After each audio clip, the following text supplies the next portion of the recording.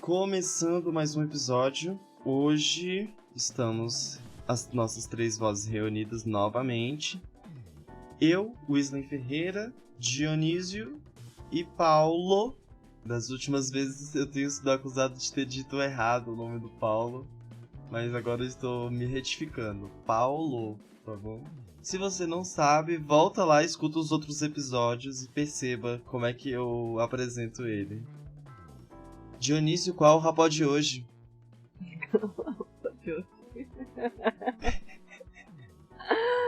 Quero dizer que você foi quase censurado pelo nosso editor em relação ao qual é o rapó de hoje.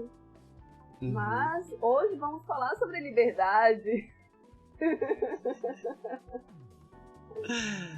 Oh God, or not.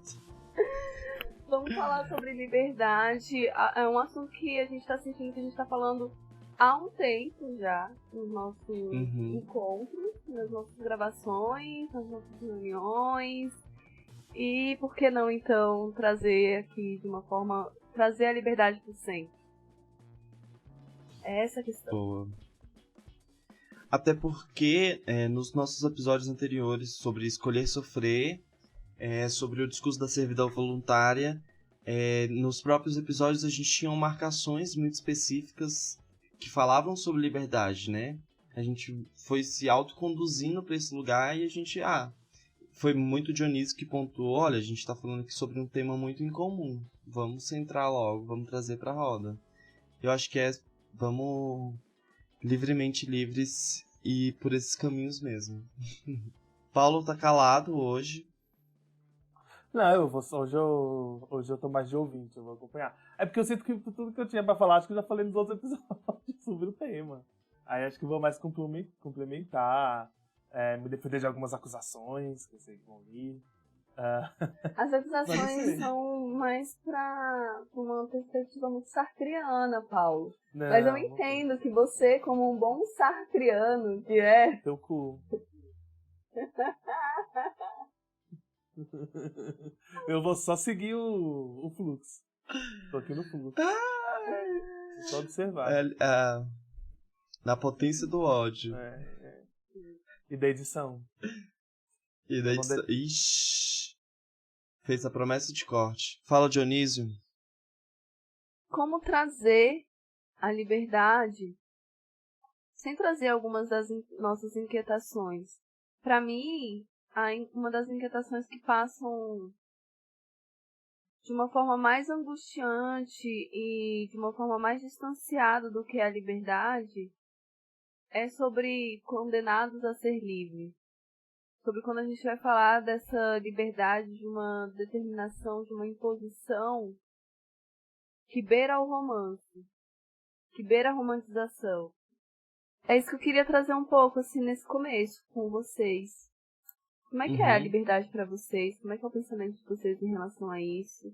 Eu tenho as minhas críticas, que eu entendi que para gravar aqui, as minhas críticas elas estavam muito mais alinhadas a uma raiva do que foi passado sobre liberdade.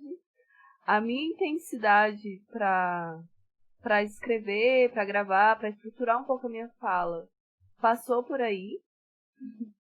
Talvez a gente, inclusive, rompa laços aqui, brigue.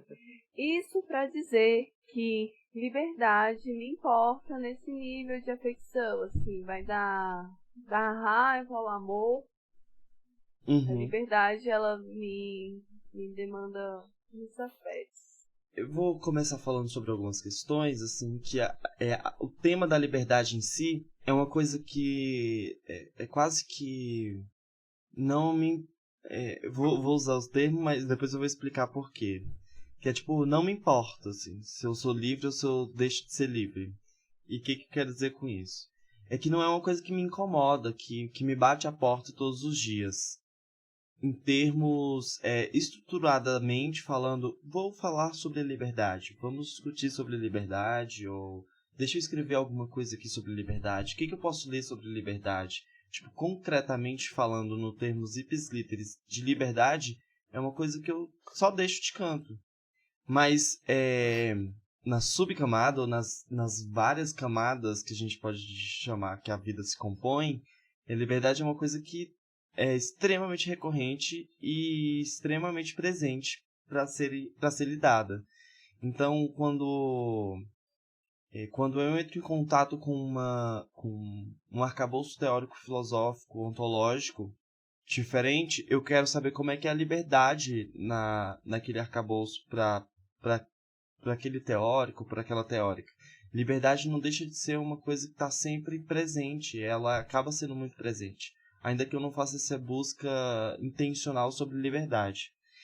E isso também, essa dinâmica, faz muito sentido dentro do ponto de vista da minha história de vida pregressa, como dizem aí as expressões, que é pensar, necessariamente eu nasci dentro de um sistema onde... E também não é tão diferente assim, só para deixar claro, mas é o meu sistema. Onde liberdade não era uma coisa a ser pensada, era mais quase que quanto mais preso tiver, mais engendrado, mais alinhado, mais padronizado, mais enquadrado, mais supostamente eu estaria livre. Então, mais supostamente, eu teria eu estaria próximo à liberdade nesse sentido. Quanto mais alinhado eu estivesse àquilo que estava sendo posto, mais livre eu estaria. E aí é muito doido porque é uma liberdade que está ali externa. E aí, concomitantemente com isso, se tinha uma chamada de uma linha de chegada que era: quando você fizer tais e tais coisas, aí você vai ser livre, aí você vai poder escolher livremente sobre isso. Então, isso, no fim das contas, é extremamente adoecedor, em vários sentidos. Mas e isso não era só no contexto intrafamiliar, também isso reproduzido em outros padrões societários. E aí eu lembro, por exemplo, na educação básica, onde a promessa para a liberdade era: se você estudar agora, na quarta série, né? Até então era quarta série, quando você chegar na quinta série, você vai poder usar caneta. Aqui você só pode usar lápis, porque se você errar, você tem que apagar. Então, e aí a liberdade foi se criando nesse tom de a opção. Você vai ter uma quantidade maior de opções. Você vai poder escolher, que agora você não pode escolher. Só que aí, não pude escolher assim também não, sabe? As opções eram muito limitadas para serem realmente escolhas. E aí eu, em algum momento, passei a compreender que eram por outros caminhos, que não necessariamente a liberdade versus escolha. Escolha estava dentro de um campo e liberdade dentro de outro. E aí a escolha da caneta, tá bom, você pode ir pra caneta, mas só pode a caneta azul ou preta. Não vai uma caneta colorida aqui não, hein? Se você quiser só na faculdade em que não vai ser avaliado o seu caderno, aí você pode usar a cor que você quer. Não, e para usar caneta vermelha, eu tenho que necessariamente ir para licenciatura para eu estar corrigindo o trabalho de aluno, entendeu? Então eu não tenho a noção de opções, de escolha, tá dentro de um outro campo sobre liberdade e sobre outras coisas. Então a noção de escolhas associada a uma suposta liberdade, para mim sempre esteve muito próxima, assim, tipo, liberdade é sobre escolher, ou liberdade é sobre e não estar preso. E aí são coisas que a gente pode ir indo. E escolher dentro de um set de coisas predeterminadas, né? Enfim, imaginar dessa lógica, dessa liberdade. Quando você fala isso, eu penso muito assim, nessa liberdade dentro desse sistema neoliberal, que é sempre uma promessa.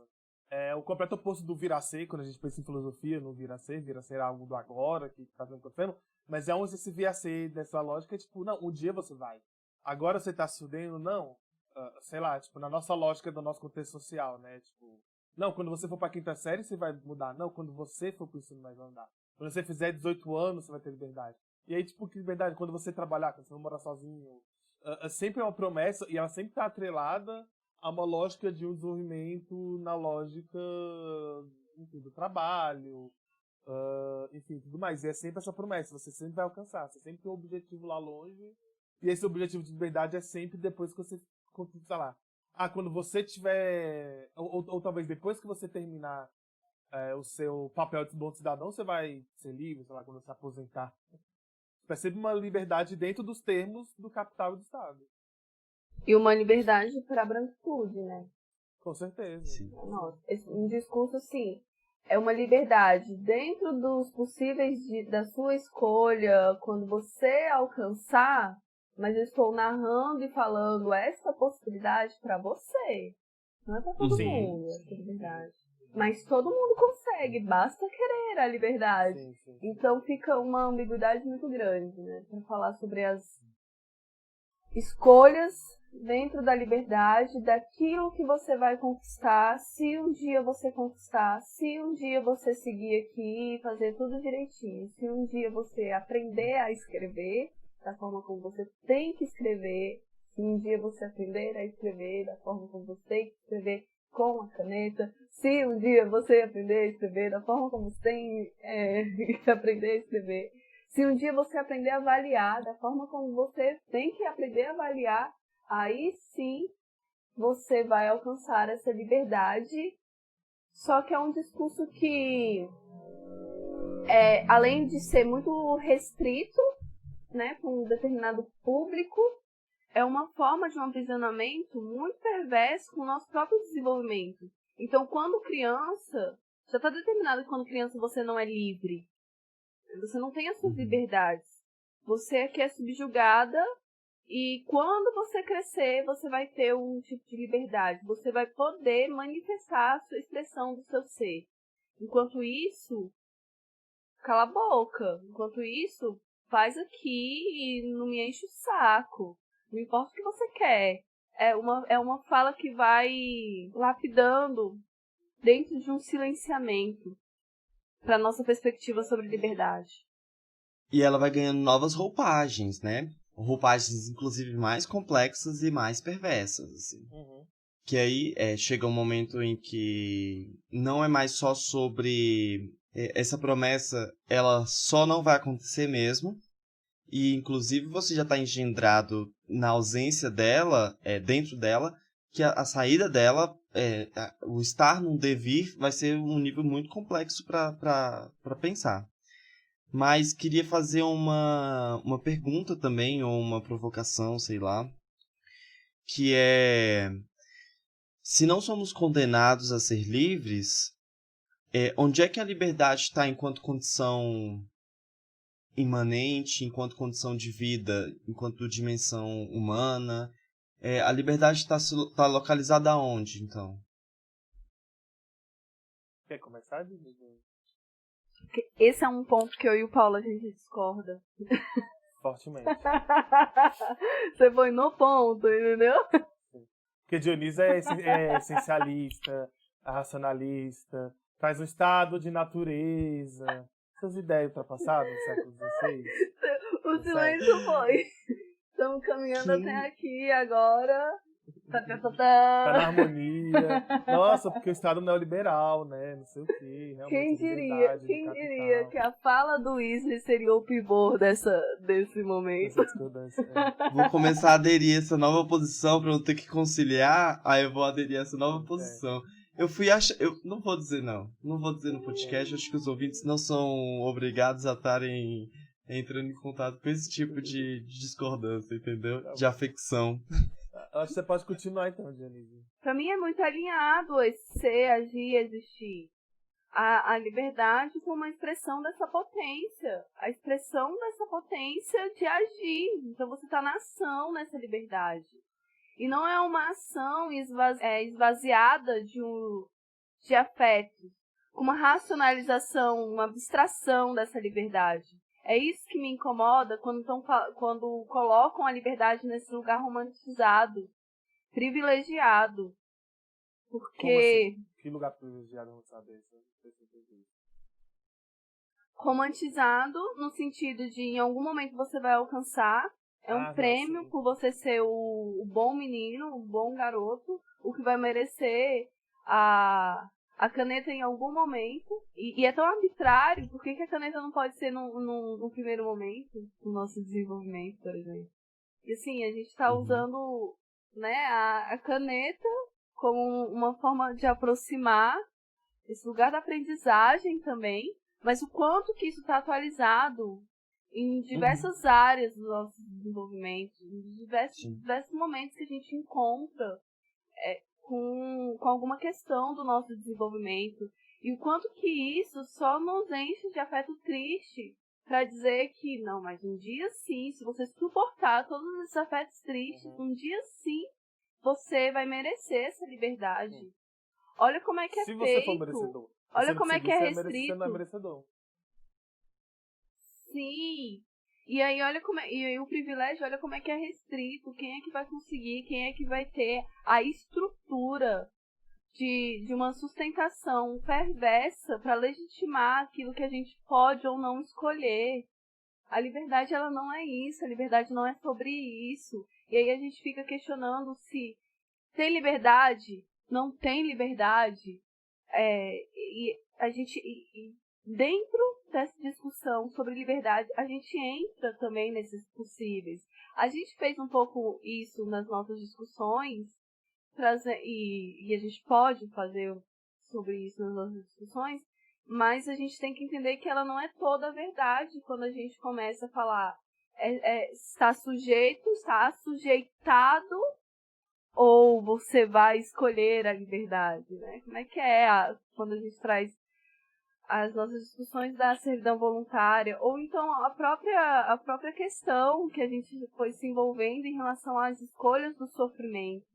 Que pra gente ficou muito mais o foco nessa questão das escolhas do que no sofrimento mesmo, assim. A gente adentra algumas questões do sofrimento, mas olha o quanto que a gente também vai indo nas nossas discussões sobre possíveis, dentro de possíveis. Então se não há possíveis, aqui não há liberdade. E para Spinoza não. Para Spinoza a expressão da liberdade é a expressão da nossa potência de agir, da nossa existência, do nosso ser, da nossa ação. Isso que eu acho mais sensacional. Comentando um pouco do que o Isen falou, né, sobre isso, eu lembro, tem uma cena do filme que sempre me marcou, que é de Boyhood. É um filme meio grande até, do Linklater. Aí vai ser um leve spoiler do filme, que ele é um filme assim que ele foi filmado acho que durante 12 anos, se eu não me engano. Alerta spoiler. Alerta spoiler pra Boyhood. Enfim, é um filme que já tá aí um tempo e, enfim, é um ponto específico da história, enfim, é a vida. Mas esse Boyhood, que é um filme, né, do Richard Linklater, acho que assim fala o nome dele, que é um filme que foi gravado durante 12 anos da vida dessas pessoas, né, o foco mais é no menino. Aí tem o menino, a mãe e a irmã dele, e aí realmente os atores eles vão crescendo com o tempo, né, o filme dele passa durante esse período de 12 anos, e os atores vão crescendo de fato, começa ele criancinha e termina ele, tipo, no fim da adolescência, assim, com os adultos, tal. E aí, o personagem da mãe é a personagem que mais me chama a atenção, porque eu acho que tem muito esse rolê, tipo, que é uma mulher, uma mãe solteira, e todo aquele desafio, toda aquela treta, assim, de ser mãe solteira, que não tem dinheiro, e que tá ali na luta, e tipo, cara, eu tenho que cuidar desses meninos, dessas crianças, eu tenho que tentar dar um futuro pra essas crianças, toda essa preocupação.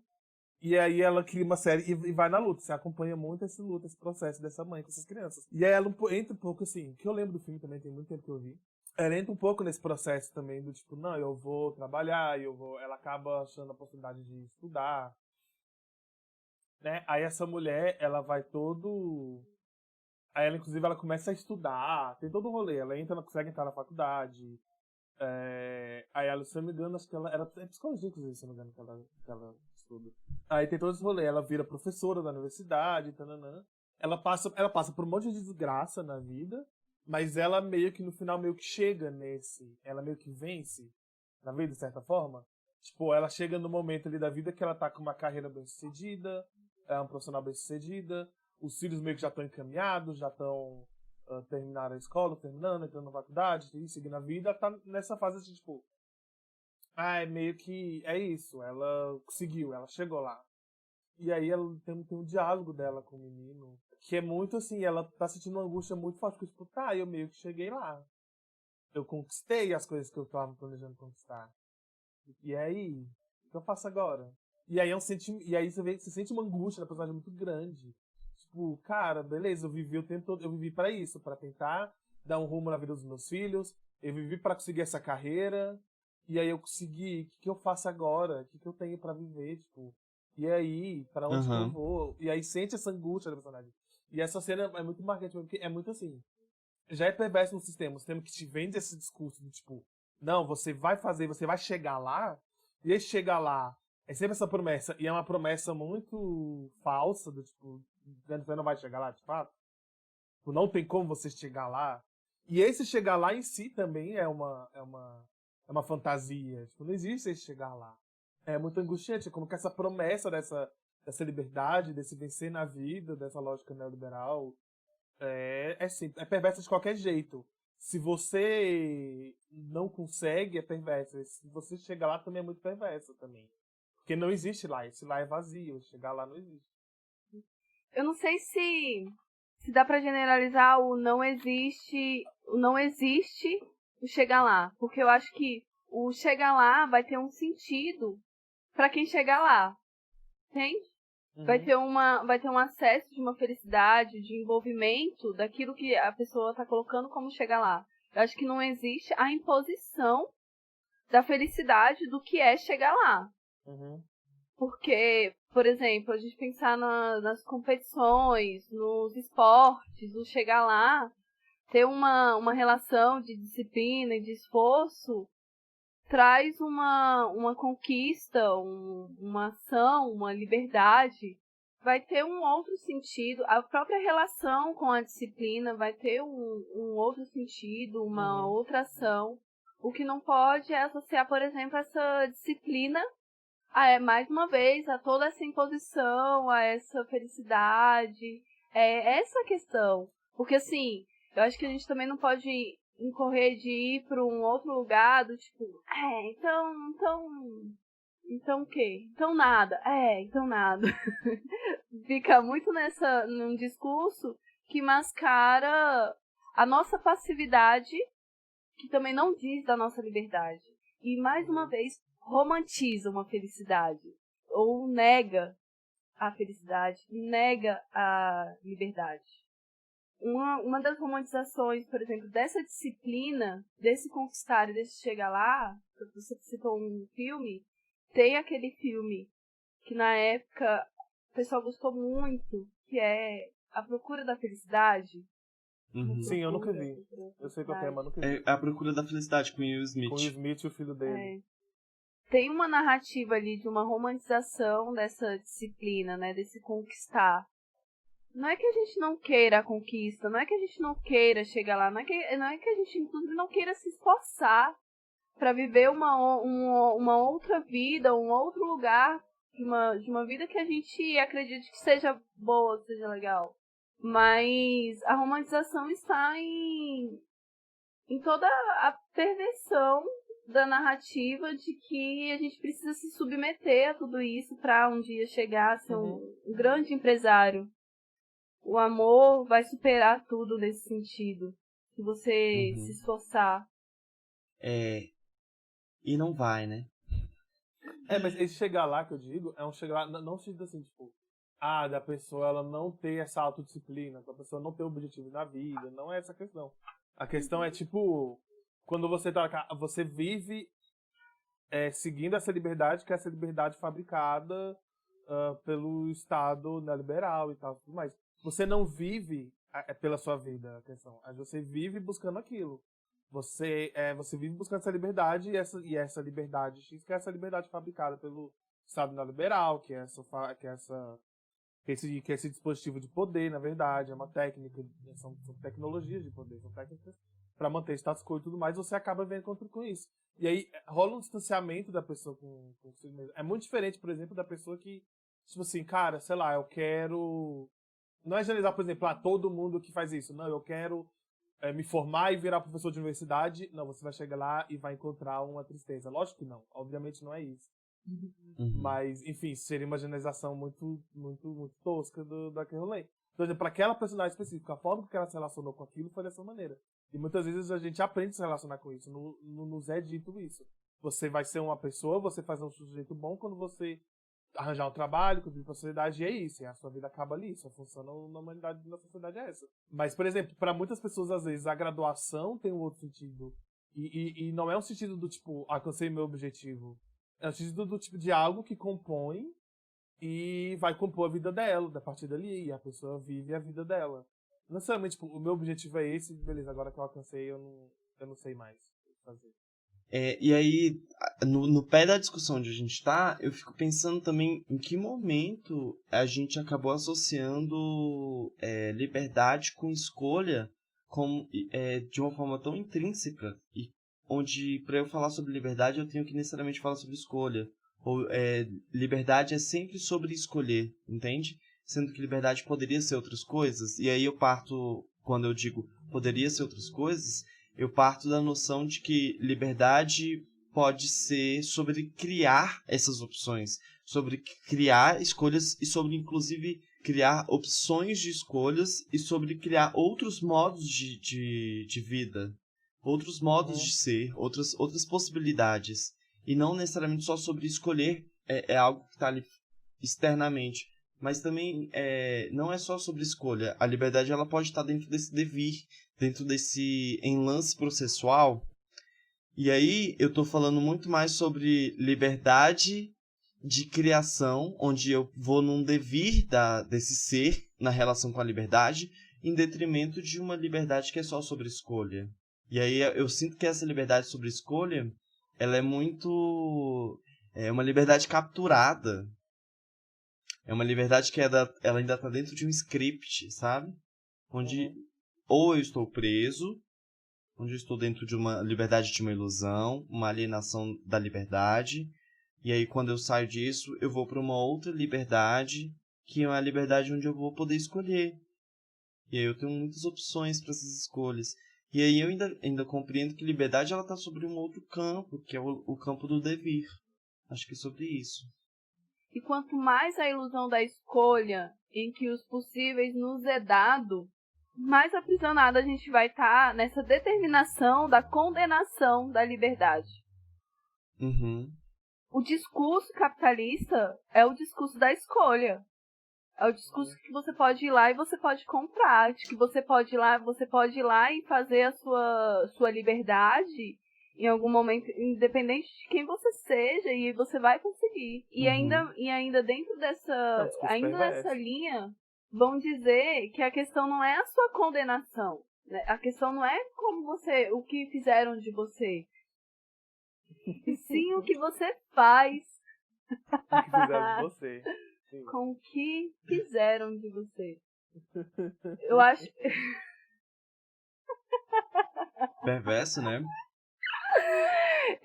Claro que essa fala pode vir em vários contextos, mas eu tô batendo nessa fala dessa forma porque ela já vem de um lugar muito pronto pra gente, em que você, sujeito, vai lidar com a liberdade como se fosse um merecimento, então, como se fosse um prêmio. Ah, mas não é... Não, mas como a gente está sentindo, né? Se não é o fato, o que estão fazendo de mim, mas é o que eu estou fazendo, tem esse outro movimento aqui, mas eu ainda estou assujeitado, eu ainda vou conseguir esse prêmio por ser o bom menino, por ser o anjo que não caiu. Eu vou conseguir um apaziguamento pela sorte ou pelo merecimento, pela misericórdia. Então tem uma raiz aí de uma super ação, de um trocadilho muito infame, eu sei. Nossa Senhora. Eu achei que tinha sido até sem querer. Não superei isso. Tá bom. Mas é uma superação. Você precisa estar além daquilo que te é determinado, das suas condições, da sua materialidade. Você precisa estar além, você precisa estar no super. Você precisa estar no, outro trocadilho infame, no esforço do trabalho. De um trabalho forçado. E é pra ser ridículo mesmo, gente. Eu sei. Mas essa fala é uma fala que vem de uma romantização, e aqui eu tô dizendo romantização nesse sentido mesmo, da banalização das nossas vivências, da banalização do respeito à vida, à morte, a toda essa potência, esse ciclo da vida. Porque é muito banalizado. Porque então você vira uma pessoa à parte, se destaca em detrimento dos seus, se destaca apesar dos seus, se destaca apesar da comunidade, você se destaca por ser um gênio, por ser uma pessoa hiper diferente, mas é um diferente sim, em detrimento de toda aquela massa que pensa igual. Uhum. É uma diferença que só tá na diferença porque tá no contraponto à igualdade. Não é dessa diferença que a gente está falando quando a gente fala de uma liberdade, que é essa potência, dessa ação, desse ser, dessa existência. Não é isso. Quando a diferença ela é um contraponto a essa igualdade, ela entra nesse jogo muito perverso, em que você vai conquistar a sua independência, você vai conquistar a sua liberdade, você vai ter algum prêmio. E aí, quando a gente se vê mais condenado do que livre, ou mais livre em sua condenação, acredito que a liberdade, quando ela se encontra, ela se cerceia. Olha que louco a gente pensar isso. Olha uma outra fala que a gente ouve em algum momento da nossa vida. A minha liberdade termina quando começa a do outro. A liberdade do outro termina quando a minha começa. Como assim, gente? Que muros são esses que a gente está construindo em volta da liberdade? Porque a gente está chamando de liberdade o que é prisão.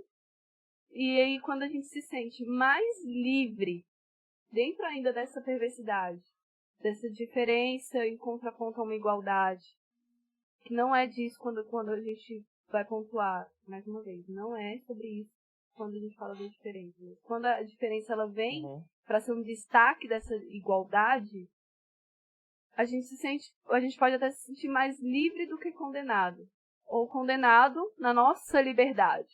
Mas a gente acreditará que então tudo pode, basta querer.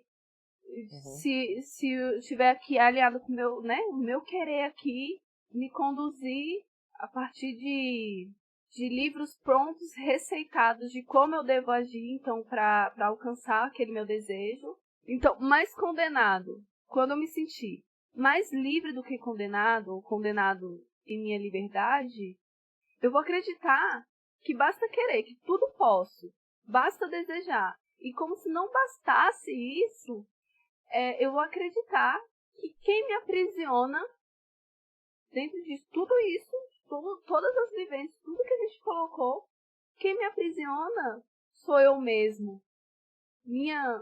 meu ser, minha mente. Mas muito embora eu acredite ainda que o inferno são os outros. Olha que relação perversa é essa. Então eu sou aquele que me aprisiona, mas o inferno ainda são os outros. Lidar com o outro me cansa. Olha que perverso. E mais uma vez, porque eu chamo de liberdade aquilo que é prisão. E não tem como eu não chamar de liberdade aquilo que é prisão se me foi dado, se eu aprendi que estou condenada a ser livre, que eu já fui julgada, que eu já tenho uma culpa ali anterior que me faz acreditar que essa liberdade é essa representação desses jogos de verdades e mentiras, a depender desse relativismo que serve apenas para a gente ficar barganhando a nossa existência. Eu não quero esse tipo de liberdade, eu não quero como essa questão para minha vida dessa forma. Que liberdade você quer, então? É a liberdade de poder ser, agir e existir. Eu não estou representando a liberdade. Eu estou podendo acessar a minha liberdade. Eu estou podendo expressar o meu ser nos encontros que eu tiver. Ela vai por outras vias que não essa condenação. Eu não vou ser mais a avaliadora da minha liberdade. Eu não estou mais julgando se a minha liberdade é pro bem ou pro mal. Não é mais essa a questão. Quando eu sou livre, eu só não vou fazer algo que vai decompor as minhas relações. Eu não vou mais barganhar a minha existência. O meu pensamento e a minha ação, elas só poderão existir num ato. Essa liberdade, a discussão dessa liberdade, ela não vai estar não só alinhada com esse julgamento, como a uma culpa, né? Porque esse julgamento, ele pressupõe que tem um culpado ali. Mesmo que você seja condenado, uma liberdade. E mais uma vez, também digo, em relação aos privilégios, que a liberdade, essa condenação à liberdade, olha que privilégio ser condenado à liberdade, porque a gente sabe que uma criança preta, pobre, de periferia, filha da empregada doméstica, ela vai ser condenada, mas não vai ser a liberdade. Ela vai ser condenada o tempo inteiro, mas não vai ser a liberdade. Então, por que a gente está romantizando isso? Por que a gente está colocando a liberdade como essa questão, dessa forma? E aí entra no outro ponto desse lugar do culpado, que vem um discurso muito, não sinta culpa, mas a culpa é um afeto. Como é que a gente vai racionalizar quando falar, não, muito embora eu não queira sentir, eu estou sentindo. A gente não vai criar mais nem espaço para falar dos nossos afetos. E aí a gente vai começar a compreender que vão ter algumas paixões que elas vão ser rejeitadas. Aqui não se fala sobre isso. Aqui só mostra toda uma fraqueza de você utilizar a sua liberdade de uma outra forma. A gente entra em um outro campo que é sobre a culpa. E aí vem falas pra gente muito próximas que é não sinta culpa. Deixa eu te falar, a culpa é um sentimento, a culpa é um afeto. Não é simples assim.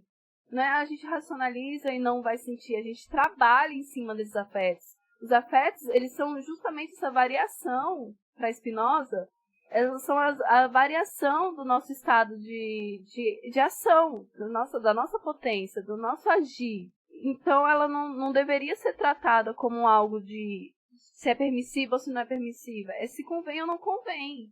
Mas se a gente está sentindo ou não, é uma outra questão. Diz da nossa existência. Mas o que a gente entende nessa perversidade dessa discussão sobre liberdade é que vão ter algumas paixões que serão rejeitadas e algumas paixões, alguns afetos que serão hipervalorizados, que serão hiperaceitos. Então, que serão escutados de alguma forma, mas aí a gente não vai criar espaços nem para falar sobre os nossos afetos, porque a gente vai ter medo dos nossos próprios afetos, como se os afetos fossem algo à parte da gente que controla de uma forma muito intencional, muito dentro de uma proposta, de um plano maléfico, maligno, de um bem ou de um mal, da luta entre o bem e o mal. Mas, e mais um ponto, que é, então aí a gente entra disso tudo, entende que em algum momento a gente foi réu, está carregando essa culpa, mas em algum momento nos é dado esse espaço em que a gente é testemunha, a gente vai verificar aquilo que aconteceu e a gente vira um juiz de si, dessas avaliações. Esse ente, o estado de liberdade, né, a gente vai acabar corporalizando e capilarizando, fazendo aí uma lembrança a Foucault, nessa medida do vigiar e punir. Então a gente também vai estar fazendo esse autocontrole dessa liberdade tão perversa que você está colocando, sabe? Que no fim não, né? Na própria propriedade não é liberdade. Então a gente de forma capilarizada, nossos modos de vida ficam muito engendrados dentro dessa liberdade que não é sobre liberdade. É sobre enquadramento e padronização. Que eu acho, tentando resumir, pensando assim, muito como que você fala, por exemplo, quando a gente pensa essa afirmativa, né, que essa afirmativa sartreana, que é uma afirmativa muito cara para você existencial, da condenação a ser livre, né, somos condenados a ser livres. Eu acho que existe uma série de escolhas ruins de palavras de Sartre, não seria o último erro de Sartre na vida dele, mas enfim, tem formas mais interessantes de abordar isso. Mas tudo que você traz, se eu for simplificar muito, eu acho que faz sentido partindo de uma... Eu sinto muito isso. Partindo, assim, de uma lógica, já partindo do pressuposto dessa liberdade individualista. Tipo, então, como assim, quando você fala, a gente é condenado a ser livre, ou então essas frases que, enfim, são frases muito, assim, frases de efeito, que são ótimas, assim, ótimos argumentos. Que essa eu nunca sei se é Sartre mesmo que falou, se são as pessoas falando sobre ele. Não tenho certeza. Mas, tipo, isso, né? O que importa não é o que fizeram com você, mas o que você faz e o que fizeram com você.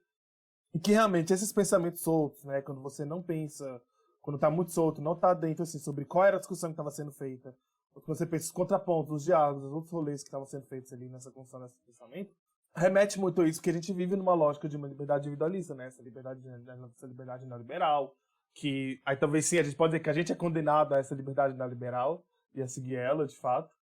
Mas quando a gente pensa sobre isso, ou então, sei lá, né, tipo, até para eu ir para um caminho que eu acho que é mais interessante, né? Vai entender, tipo, que a liberdade, ela não é um presente, assim, nos dado, não é como se fosse, não é uma bênção, também não é uma maldição. Mas ela tá ali e ela é um desafio, ela não é algo dado, enfim, não existe uma natureza, não existe um estado de natureza de liberdade, nem um estado de natureza de servidão. E a liberdade, ela se apresenta dentro da lógica do absurdo, do Camus, que eu não vou entrar muito nisso, ela se apresenta como um desafio. Eu acho mais interessante isso. Ela é um desafio. Quando o Sartre fala isso, é tudo isso. Cara, realmente, a liberdade é um puta desafio. Mas não é um desafio individualista. Tudo isso essa questão que você falou, mas só partir dessa nova noção neoliberal e cristã, partindo, né, mesmo de uma metafísica liberal, de uma metafísica cristã, no sentido assim, cara, então, essa oposição entre liberdade individual e liberdade coletiva.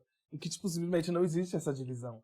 Essa divisão, ela é uma divisão fabricada e construída e tudo mais por um certo regime de poder, por uma certa metafísica. No sentido de capturado a uma hegemonia, porque eu acho que também não dá pra gente generalizar a questão cristã.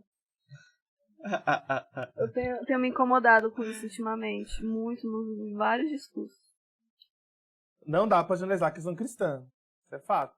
Claro que não dá pra, assim, vamos lá, não entrar nisso. Quando a gente pensa na experiência cristã, no fenômeno que é o cristianismo, existe, enfim, 1 milhão de formas de ser cristã, do ser cristão.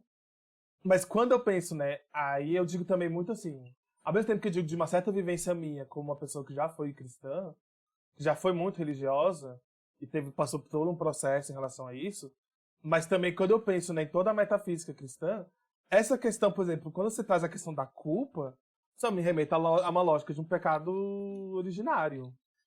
Então, quando você fala dessa culpa, quando você pensa, só faz sentido para mim quando você pensa nessa metafísica, em uma cosmologia, no modo de, ou até numa ontologia, na forma de ver o ser humano, vestido como existindo um pecado originário, existe essa culpa originária, essa culpa já tá ali. Então, tipo, você se sente mal, você se sente sujo por ser livre, você se sente sujo por pecar, porque tá na sua essência. A história da formação da humanidade De uma leitura na metafísica cristã, de uma forma geral, não, óbvio que é de uma leitura crítica que eu tô fazendo. Vão existir N leituras, óbvio.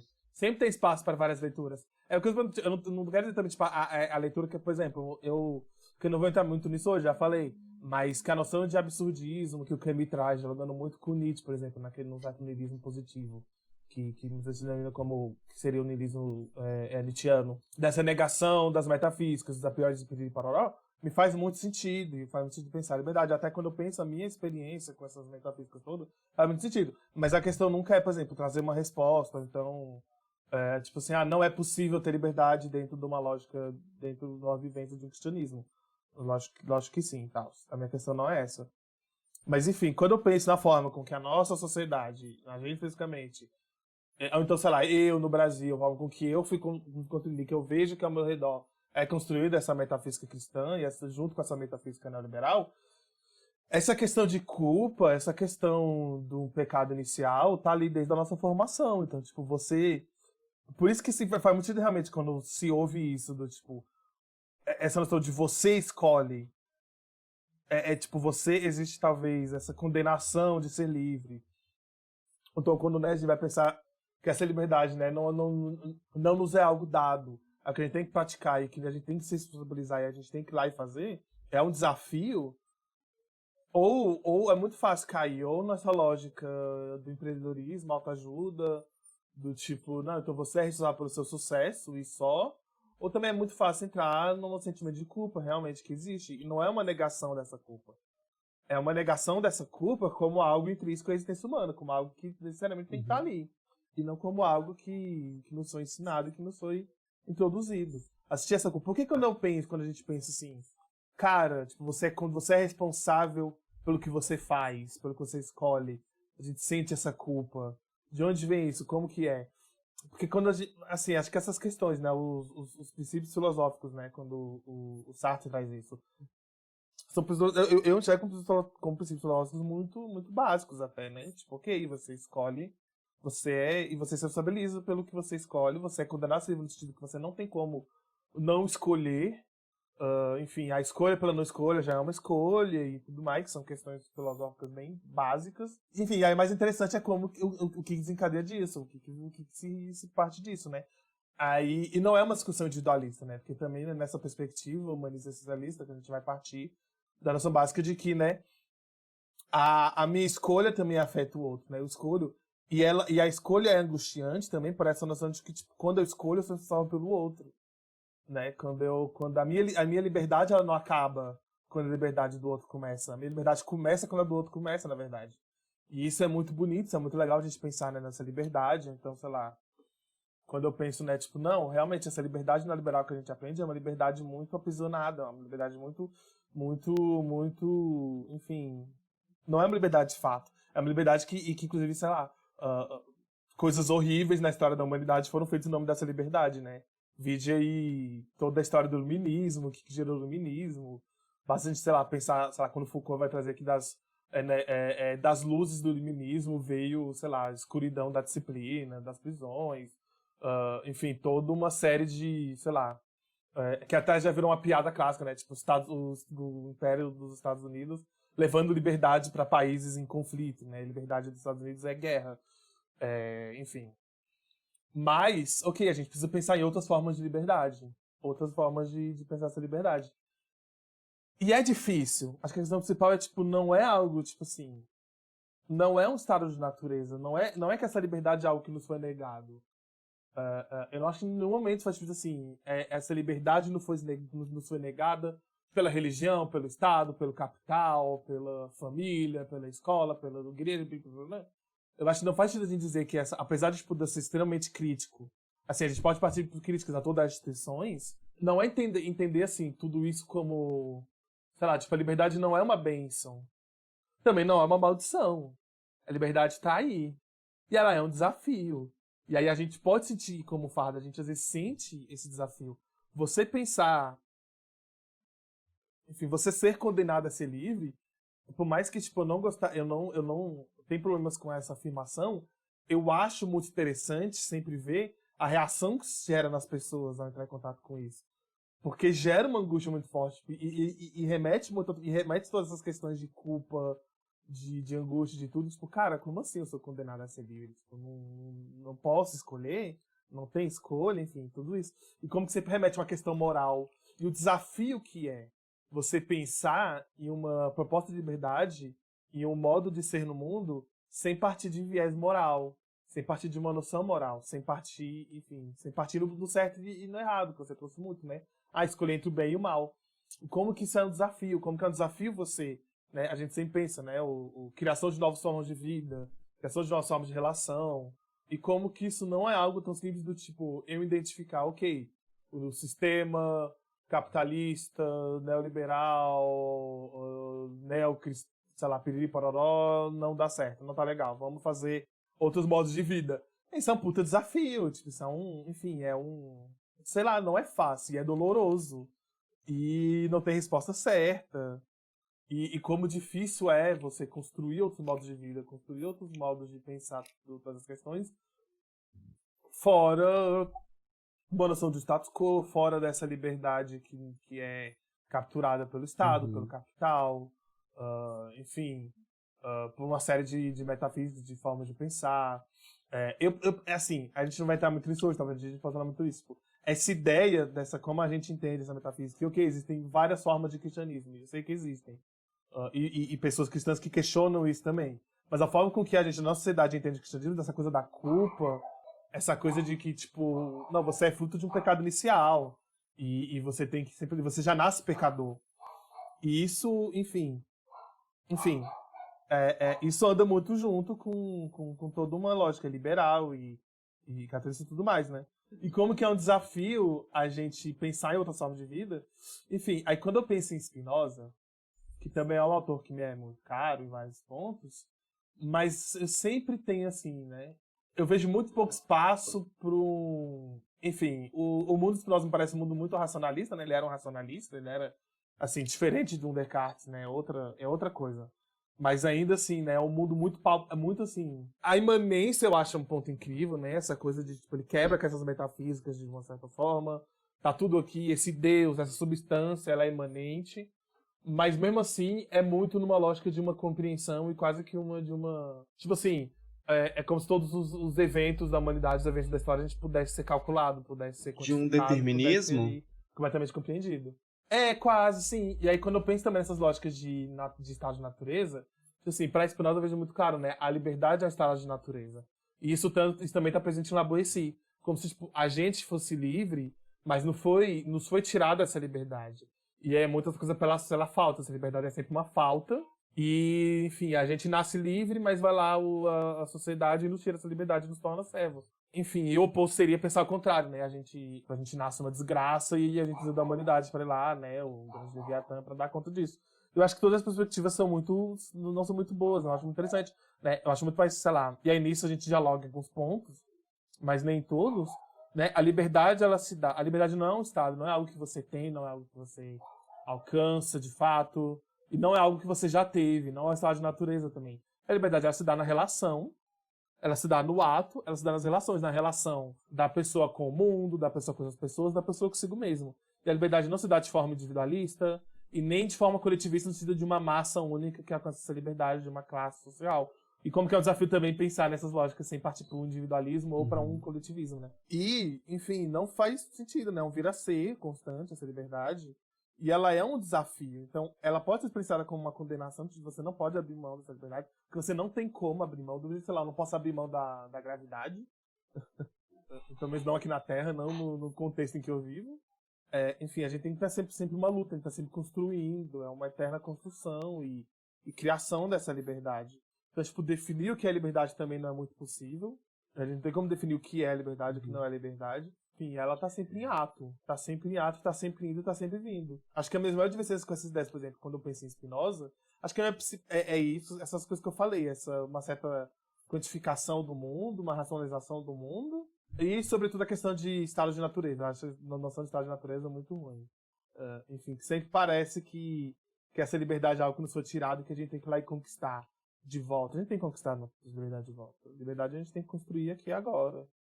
E aqui agora mesmo. E não amanhã. E não pro amanhã. Né? Mas para Spinoza é a ação. Tipo, é aqui agora que a gente constrói. Então. Sim, é o ato. Por isso que eu disse que em alguns pontos a gente tá de acordo, eu acho. Nós outros não. Sim. Mas Spinoza ainda traz essa questão de estado de natureza. Não, é porque a forma como o Paulo juntou a crítica dele parecia que o Spinoza iria se contrapor a este ponto, entendeu? Não. Eu sei que se dá na ação. Mas ele ainda parte dessa noção, e que eu acho que é uma noção, enfim, não acho interessante de forma nenhuma. Essa noção de estado de natureza, nem de liberdade ou servidão como estado de natureza. Não vou adentrar nas questões em relação ao cristianismo, podemos deixar aqui em aberto para futuras gravações, futuras discussões, mas é preciso ter muito um cuidado na hora de relacionar as críticas em relação as vivências proporcionadas por um tipo de discurso dentro do cristianismo. Porque, assim, eu acho que você passa pano por uma filosofia sartriana,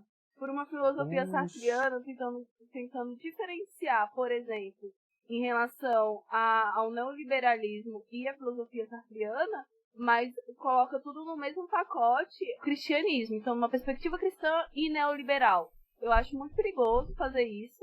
Não é essa a perspectiva quando eu coloco as críticas em relação ao cristianismo ou em relação até uma proximidade que faz mesmo com essa filosofia de vida dessa perspectiva originária do humano e tudo mais, dá para fazer essas críticas, dá para olhar para isso sem com que coloquemos toda essa vivência espiritual, a riqueza espiritual no mesmo pacote de captura que a bancada evangélica quer fazer e toda a hegemonia capitalista quer fazer em relação às nossas espiritualidades e a diversidade dentro dessa nossa espiritualidade.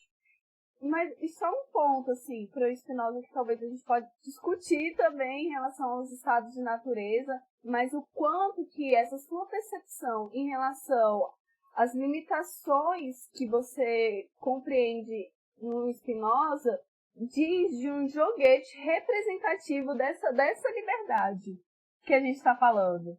Então, quando o Spinoza ele sai dessa proposta, dessa barganha de dizer a liberdade está aqui, ora a liberdade não está aqui, a liberdade é essa. Quando ele se retira desse cenário para falar sobre a liberdade para ele é acusado desse determinismo, desse fatalismo, como se a liberdade não pudesse existir ali, porque se ela não está dentro dos possíveis, entre os possíveis, entre as escolhas, entre essa consciência, ela automaticamente é uma negação. Se a liberdade não está na abstração do que seria viver esse tipo de liberdade, ela necessariamente é jogada por uma negação. E o Spinoza, o sensacional dele, é que ele se retira desse joguete, abstração, negação, para dizer de uma liberdade real, de uma liberdade ativa, de uma liberdade acessível a todos nós. E é essa outra liberdade que a gente está falando. Não é mais essa representação dessa liberdade, nesse jogo, nessa barganha, desse amor, dessa misericórdia, dessa desculpa. Não é mais sobre isso. A liberdade está em estarmos conectados com a nossa potência de agir. Estarmos conectados com esse Deus que é essa potência de agir. Isso vai fazer muito mais sentido. E é nesse sentido que eu digo que a liberdade, ela nunca foi uma condenação. E nunca será uma condenação. Eu acho que é com essa frase que, inclusive, a gente pode encerrar. Eu amei. Ótimo. É isso aí, Dionísio. Procure-nos nas redes sociais. A gente está lá em todas as plataformas, @RapoFM, Facebook, Twitter e Instagram. É legal vocês fazerem comentários, entrem em contato com a gente, falem o que achou, perguntem, sugiram temas para a gente poder discutir, sugiram participações especiais. Exatamente. Críticas, sugestões. A partir de agora, a gente vai estar recebendo uns convidados, então fica aí para as próximas semanas. E vocês também acabam recebendo as notificações sobre novos episódios e novidades do Rapo FM. Então, eu acho que é isso. Vamos só dar um tchau e a gente parte. Tchau, tchau. Tchau. Tchau, tchau. Despencados de voos cansativos, complicados e pensativos, machucados após tantos crivos, blindados com nossos motivos, amuados, reflexivos e dali antidepressivos, acanhados entre discos e livros inofensivos. Será que o sol sai pra um voo melhor? Eu vou esperar, talvez na primavera o céu clareia, vem calor, vê só o que sobrou de nós e o que já era em colapso. O planeta gira, tanta mentira aumenta a ira de quem sofre mudo. A página vira, o som delira, então a gente pira e no meio disso tudo tamo tipo passarinho, soltos a voar, dispostos a achar um ninho, nem que seja no peito um do outro. Passarinho, soltos a voar, dispostos a achar um ninho, nem que seja no peito um do outro. Laia, laia, laia, laia, laia, laia, laia, laia.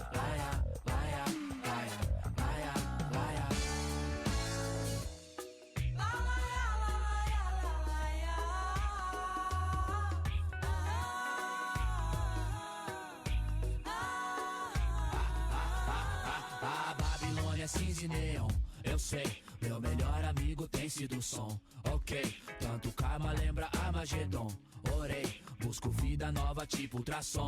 Achei, cidades são aldeias mortas. Desafio, nonsense, competição em vão. Que ninguém vence, pense no formigueiro, vai mal. Quando pessoas viram coisas, cabeças viram degraus. No pé que as coisas vão, João. Doideira, daqui a pouco resta madeira nem pro caixão. Era neblina, hoje é poluição.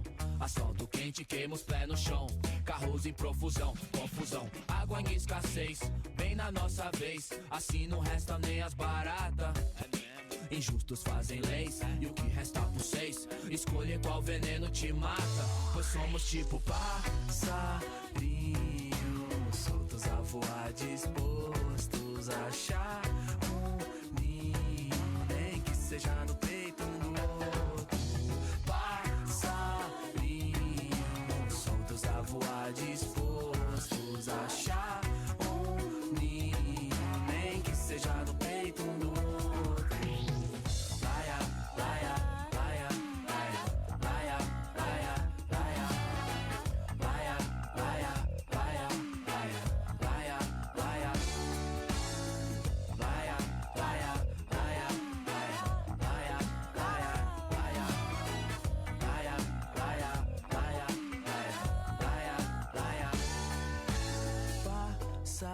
Passarinhos soltos a voar, dispostos a achar um ninho, nem que seja no peito um do outro.